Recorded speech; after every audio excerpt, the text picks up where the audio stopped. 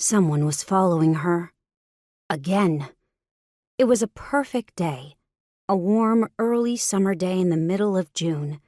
The sun was shining, the birds were singing, and she was being followed. She felt like a deer being stalked by a wolf in the woods. She knew they weren't there to hurt her, but she didn't understand why they were stalking her if they weren't going to pounce. Kaylie picked up the pace and hurried down the hill toward North Avenue. She had just been to school to collect her diploma. She had missed the ceremony, but she'd formally graduated. Now she was carrying the pretty blue folder home, along with the contents of her locker.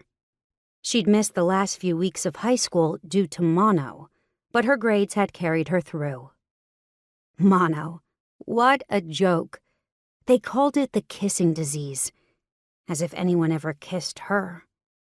The boys in her school had never even tried in years. All around her, people were partnering off and hooking up. But she was alone, with only her mom and a few friends to keep her company. It wasn't like she was unattractive. Kaylie knew she was cute, hot even. With long dark hair and big brown eyes, she knew she had a pretty face. Her body was curvy, too. It made her look older in a way that belied her innocence. And she was innocent, painfully so. Halfway through her sophomore year, all the boys in school had abruptly left her alone.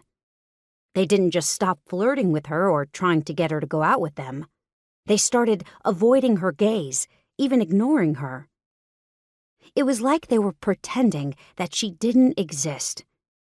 The entire male population of her high school flat out ghosted her overnight. It was weird. That was around the same time she'd started noticing the bikes. Wherever she went, whatever time of day, it seemed like there was always a bike behind her. Not just a bike either. A bike. It wasn't so crazy to see hogs around. She did live in California, and everyone knew the riders ran the town.